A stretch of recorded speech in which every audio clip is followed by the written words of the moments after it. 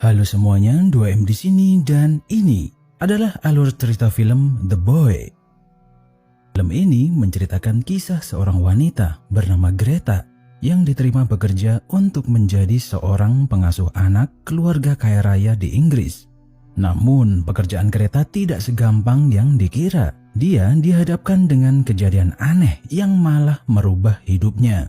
Semua ini diawali dari kedatangan Greta ke tempat kerja barunya. Keluarga Hilscher adalah keluarga kaya raya yang punya rumah gede banget yang letaknya berada di tengah hutan dan bukit-bukitan. Greta kagum dengan megahnya isi rumah itu dan dia jadi sungkan sampai ngelepas sepatunya karena gak mau ngotori karpet rumah tersebut.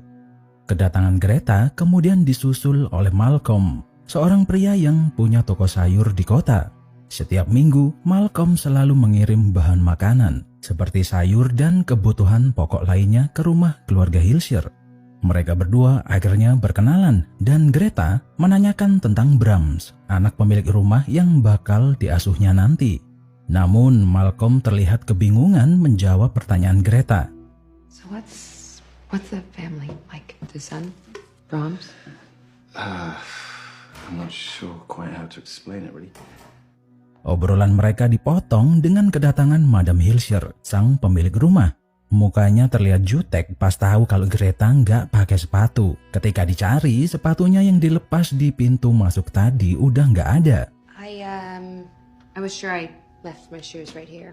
Madam Hilscher bilang kalau ini mungkin ulah Brahms, karena dia ini adalah anak yang sangat jahil. They'll turn up. It's Brahms, he can be playful. Akhirnya Greta dipertemukan dengan Mr. Hilscher. Dan yang ditunggu-tunggu, Greta diperkenalkan dengan Brahms, anak yang bakal diasuhnya. Namun di luar perkiraan, Brahms bukanlah bocah manis dan imut-imut seperti di lukisan yang dilihatnya tadi. Ternyata Brahms adalah sebuah boneka. Greta ketawa melihat boneka itu, mungkin mengira kalau bapak dan ibu Hilscher ngeprank dia. Tapi setelah melihat wajah serius mereka berdua, Greta baru paham kalau ini bukan prank, tapi beneran. Madam Hilscher kemudian melatih Greta untuk merawat Brahms dengan cara yang benar. Dia harus membangunkan tepat jam 7 dan harus mengganti bajunya setiap hari. Setelah mengganti baju, Greta diharuskan untuk membacakan buku dan memainkan musik dengan suara sekeras-kerasnya. Read in a loud, clear voice. Yes, of course. Lalu ada sebuah aturan lagi, kali ini tentang makanan. Greta dilarang membuang sisa makanan. Kalau emang ada sisa, makanan itu harus dimasukkan Tupperware dan disimpan di dalam kulkas. Mr. Hilscher kemudian meminta Greta untuk selalu ngecek jebakan tikus di luar rumah. Soalnya mereka sering masuk ke dalam tembok. The rats will get into the walls. Keesokan harinya terdengar keributan dari kamar Brahms. Madam Hilscher marah-marah karena kondisi ruangan itu acak-acakan. Dari luar pintu, Greta mendengar Madam Hilscher sedang ngomelin Brahms dan bilang kalau dia ini harus jadi anak baik-baik karena sebentar lagi akan ditinggal pergi oleh Madam dan Mister. You have to be a good boy because you promised us. Ternyata emang bener kalau mereka berdua bakal pergi, namun gak ngasih tahu Greta mau pergi kemana. Sebelum meninggalkan rumah, Madam dan Mister sangat emosional karena harus berpisah dengan Brahms. Mereka meminta Greta untuk merawat Brahms baik-baik, lalu meninggalkannya begitu aja. Be good to him, won't you, Miss Evans? Yes. I'm so sorry. Dengan kepergian Madam dan Mr. Hilscher, Greta sekarang bisa santai-santai. Namun dia masih bingung dengan boneka yang berada di rumah itu. Lama-lama dilihat ngeri juga karena matanya ngeliatin mulu.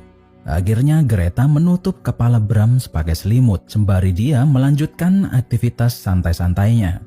Di malam harinya dia menelepon adik perempuannya yang berada di Amerika dan curhat kalau selama ini kerjaannya cuman ngerawat boneka yang nggak jelas. Sang adik bilang kalau seenggaknya Greta saat ini berada jauh di Inggris dan punya kerjaan daripada di Amerika digangguin mulu sama mantan pacarnya yang bernama Cole.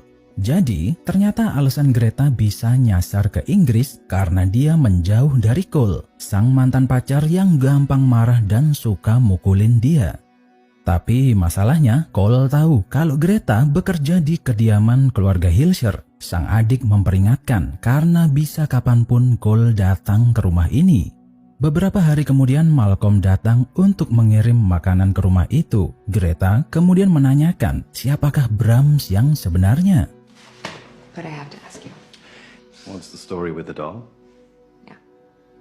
Malcolm kemudian bercerita kalau Brahms udah tewas 20 tahun lalu karena kebakaran di rumah ini. Dan setelah insiden mengerikan itu, boneka tersebut menggantikannya. Ya, bisa dibilang untuk mengobati rasa sedih Madam dan Mr. Hilscher.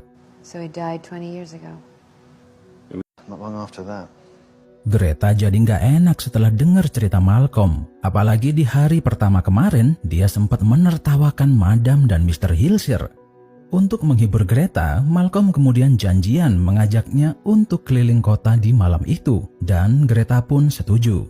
Disinilah keanehan di rumah itu terjadi. Setelah selesai mandi, Greta baru sadar kalau rambutnya terpotong, dan baju yang niatnya mau dipakai pergi sama Malcolm malam ini menghilang.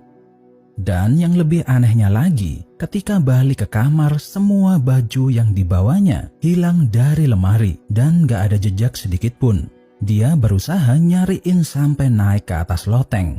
Namun tangga lotengnya naik sendiri dan terkunci. Greta terkejut lalu terjatuh sampai pingsan.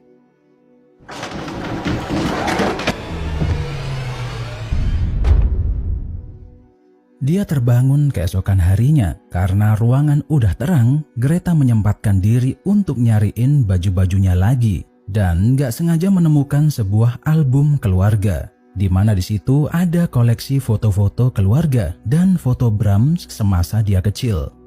Greta melihat ada dua buah foto yang berbeda. Foto pertama adalah foto yang sama seperti lukisan di ruangan tengah. Di situ Brahms terlihat tersenyum.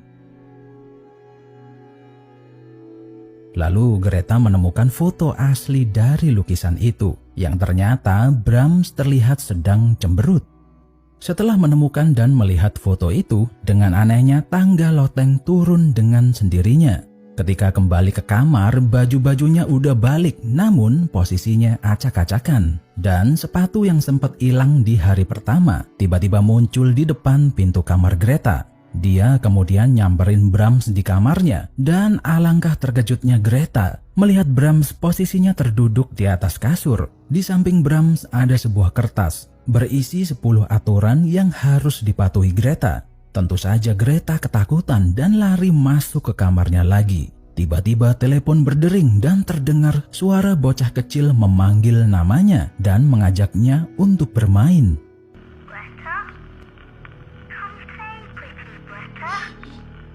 Yang lebih seremnya lagi, tiba-tiba ada sosok yang berdiri di depan kamar Greta. Dia punya suara yang sama seperti bocah di telepon tadi. Namun kali ini sosok misterius itu meninggalkan sebuah roti sandwich kesukaan Greta.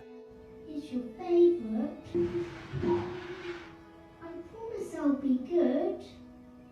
Disinilah Greta mulai edan. Dia ketawa-ketawa sendiri dan mengira kalau ini semua adalah ulah boneka itu.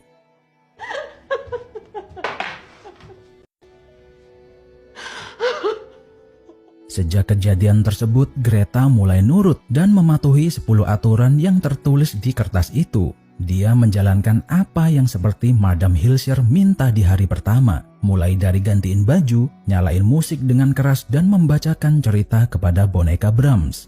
Minggu depannya Malcolm kembali datang. Dia lagi-lagi ngajak Greta untuk jalan-jalan keliling kota. Namun dengan berat hati Greta menolak karena jelas tertulis dilarang meninggalkan Brahms sendirian di rumah. Dalam hati sebenarnya Greta pengen banget jalan sama Malcolm. Tapi daripada terjadi hal mistis lainnya, dia lebih memilih untuk tetap di rumah aja. Setelah Malcolm pergi, Greta memohon kepada boneka Brahms, kalau emang benar-benar ada roh di dalam boneka tersebut, tolonglah beri petunjuk.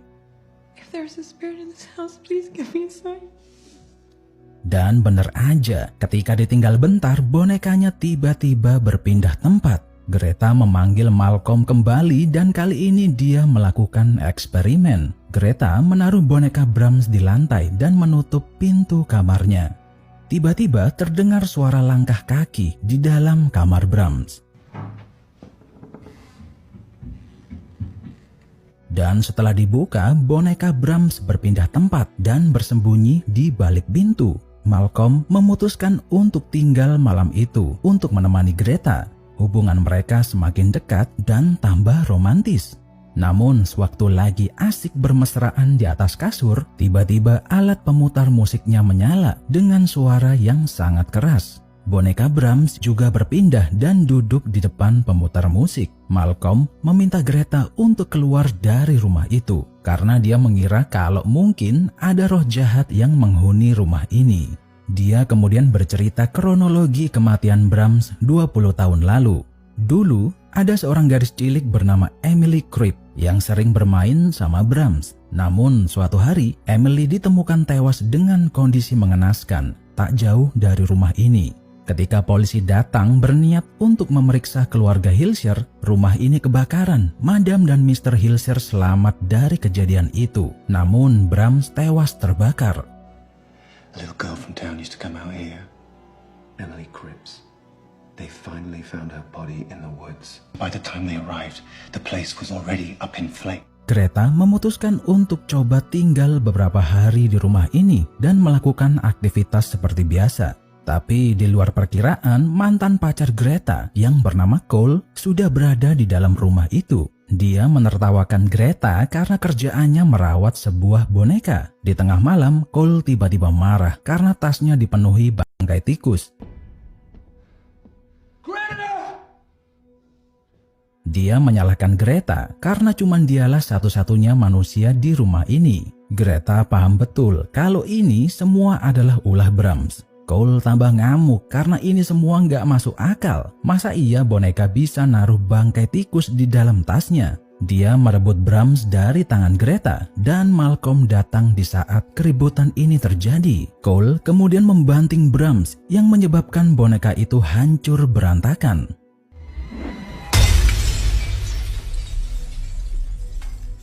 Sesaat kemudian terdengar suara langkah kaki yang asalnya dari dalam tembok. Dengan seketika ada sosok yang keluar dari balik cermin dan menghantam Cole sampai terpental.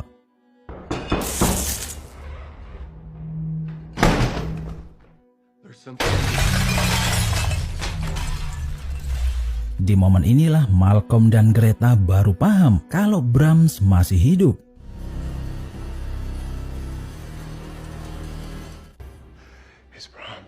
Brahms kemudian membunuh Cole, lalu mengejar Malcolm dan Greta. Mereka berdua berlari dan gak sengaja menemukan ruangan tersembunyi di balik tembok. Lorong tersebut mengarah ke sebuah kamar rahasia di mana Brahms selama ini tinggal.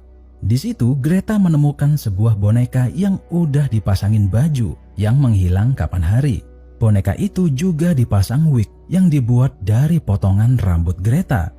Di situ juga ditemukan sebuah surat yang ditulis oleh Madam Hilscher. Surat itu ditujukan untuk Brahms yang mengatakan kalau Madam dan Mr. Hilscher nggak akan pulang karena mereka bunuh diri dan mereka menumbalkan Greta untuk menjadi teman bermain Brahms. We will not be back. The girl is yours now. She's yours to love again. Nasib sial menimpa Malcolm. Brahms menghajarnya sampai tak sadarkan diri. Greta memberanikan diri untuk melawan Brahms. Dia mencoba mengendalikan Brahms dan menganggapnya seperti anak kecil. Jadi Greta membentak Brahms dan menyuruhnya untuk tidur. It's time for bed now. Brahms, I said it's time for bed. Rencana Greta berhasil. Brahms menuruti apa kemauan Greta. Dia kemudian merebahkan diri di atas kasurnya. You ready for bed? Namun Greta menggunakan kesempatan ini untuk menusuk Brahms sampai tergeletak di lantai.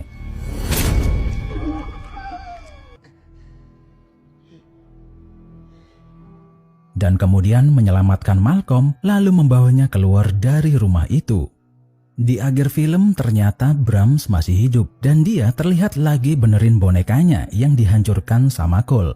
Mungkin ada beberapa dari kalian yang bingung dengan cerita di film ini karena ada banyak teka-teki yang hilang. Namun ada beberapa teori yang beredar di internet. Brahms diduga membunuh Emily sewaktu dia kecil karena punya jiwa psikopat dari lahir. Tapi karena orang tua Brahms tidak mau nama baiknya tercemar, maka mereka sengaja menumbalkan anaknya sendiri dan membakarnya hidup-hidup di dalam rumah untuk mengalihkan kasus tersebut. Namun ternyata Brahms masih hidup dan mengalami luka bakar di wajahnya. Karena merasa bersalah, Madam dan Mr. Hilscher merawat Brahms diam-diam di dalam rumah di lokasi yang nggak bisa dilihat orang lain.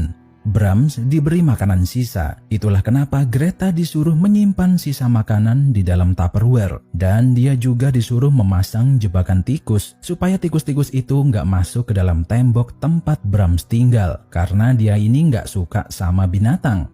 And Brahms, of course, he's never been very fond of animals. He's always been very shy. Dan alasan kenapa Greta disuruh nyalain musik dengan suara keras karena supaya bisa kedengaran sampai ke dalam tembok. Nah, mungkin karena beban mental dan udah gak kuat merawat Brahms lagi, Madam dan Mister bunuh diri, lalu menyerahkan tanggung jawabnya kepada Greta. Sekian video 2M kali ini, jangan lupa subscribe dan like videonya, biar gak ketinggalan update terbaru dari channel ini. Sampai jumpa di video berikutnya.